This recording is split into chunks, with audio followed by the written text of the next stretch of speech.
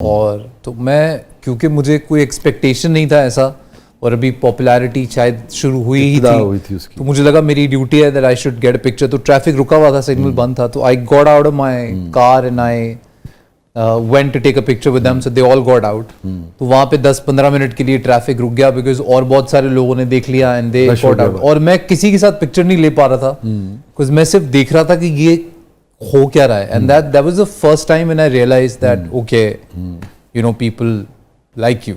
तो I did a few things जो मुझे लगता है कि, पर पता है क्या है सर, जब भी आप कोई फैसला लेते हैं, या चाहे वो कोई रिश्ता निभाने का हो या बिजनेस करने का हो, जिस वक्त आप वो फैसला ले रहे होते हैं वो आपको उस वक्त सही लगता है। हाँ, बड़ी खुलूस से, आपको अच्छी फीलिंग ही आ रही होती है। तो आई थिंक वो अच्छी फीलिंग की तलाश में हम जिंदगी के सारे फैसले करते हैं। फिर कभी कभी लेटर ऑन रियलाइज होता है कि यार ये फैसला शायद मैंने आउट ऑफ एक्साइटमेंट या आउट ऑफ हैप्पीनेस कर लिया, बट वक्त के साथ साथ आप अलग सोचने लगते हैं। मैं आज शायद उन चीजों, लगता है आप इम्पल्सिव है?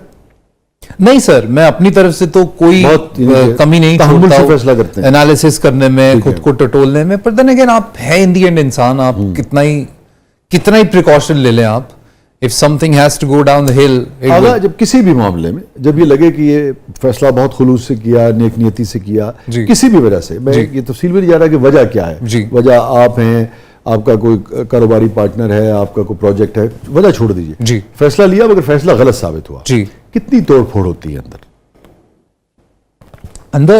सर अगेन डिपेंड करता है कि आप कितना इन्वेस्टेड थे। जितना इन्वेस्टेड आप होंगे उतनी तोड़फोड़ होगी। कितनी तोड़फोड़ हुई किसी ऐसे फैसले से? सर बहुत बहुत बहुत बहुत जालिम वाली भी हुई।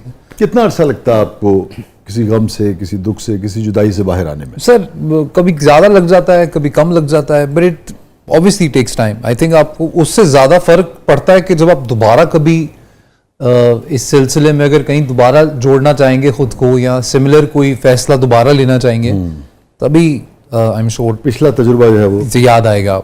मैंने आज के दौर में मुझे भी आपको तो हमेशा से ही है ना। हाँ।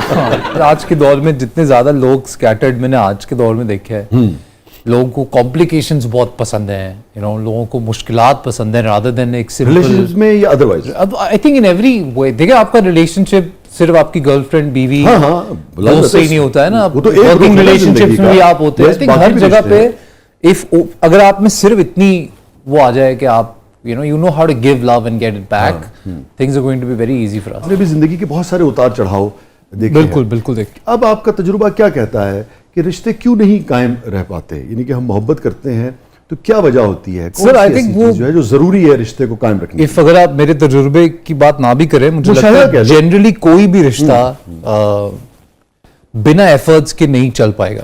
कोई भी रिश्ता हो दुनिया में, चाहे वो कोई दोस्त ही क्यों ना हो, I think constant effort too आपको उसमें डाल मेंटेन, यू नो, है तो बड़ा कारोबारी सलब्स मगर इन्वेस्ट करना पड़ता है। इन्वेस्ट सब देखो, आपको कोई भी इंसान आपको प्यार करता है, इसका क्या सबूत है? कोई सबूत ही नहीं है दुनिया में सिवाय इसके that they are going to invest their time in you.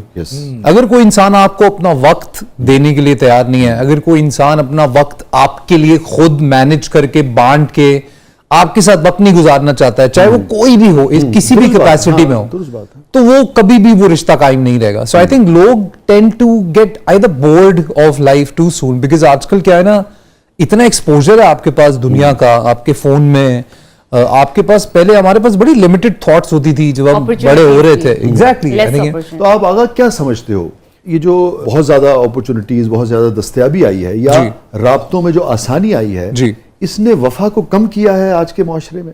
Sir ऐसी वफा ही क्या जो इन चीजों से कम हो जाए? मुझे लगता है जिस इंसान ने वफा करनी है उसको आप लाख झमेलों में डाल दो, लाख झपेलों में डाल दो, वो ओवरऑल बात कर रहा हूं। देखिए सर, वफा दे भी शुरू तो 7 साल होंगे ना वफा दे, उस तो बाद गल रूटीन च आ जाती। नहीं आई थिंक सर मैं ना, I am that kind of guy. I believe in love. I believe in being madly in love with someone. I think आप दुनिया में आए हो, आपको जोड़ों में बनाया गया है, तो इस सब बातों का कोई मतलब तो होगा। अब जैसे आप सेलिब्रिटी हो, स्टार हो, दुनिया आपको चाहती है, और मैं ये समझता हूँ कि स्टार्स को लाजिम बात है, ठीक तरीके से एक जिम्मेदारी भी आती है ना उस चाहत, बिल्कुल अच्छी तरह बिहेव भी करना चाहिए। मगर ये हर वक्त की जिंदगियों में घुसना जी। कि तुमने क्या खाया, क्या पिया, किसके साथ रिश्ता है, किसके साथ नहीं है, फिर उस पर कमेंट्स करना, ये डिस्टर्ब करता है आपको? सर देखिए, मैं बिल्कुल आपको सच्ची बताऊं ना, तो मुझे लगता है कोई भी इंसान जो अपना टाइम निकाल के आधा घंटा पौना घंटा टीवी के आगे या अपने फोन के आगे बैठ के मेरा काम देखता है, फिर टाइम निकाल के मेरे सोशल मीडिया पे जाता है, कमेंट करता है, मुझे एक अच्छा डीएम करता है या मेरा एडिट बनाता है घर बैठ के, उन लोगों को हक है आपके बारे में सब जानने का। ठीक है, लेकिन जब वो लाइन अब आपने क्रॉस के लेकिन जब आपकी बहुत ज्यादा निजी लाइफ के ऊपर जब कमेंट्स करते हैं, जजमेंटल होते हैं, तब आपको कैसा लगता है सर? या आप क्या समझते हैं कि सर देखिए, कोई भी आपके बारे में कोई कड़वी बात कहेगा तो आपको बुरा ही लगेगा, पर मुझे लगता है they have the right to say whatever they want. या आई थिंक अब अगेन देखिए, आपके सारे रिश्तेदार भी अच्छे नहीं होते, एक पेरेंट्स के सारे बच्चे अच्छे नहीं होते, तो आपके सारे फैंस कैसे अच्छे हो सकते हैं इन टर्म्स ऑफ, मैं भी कह रहा हूं बोलने में, अब कोई किसी की जबान अलग है, किसी का बोलने का तरीका अलग है। अब कोई मुझे लिखता है आपको देखा चांद नजर आ गया, कोई लिखता है कि 12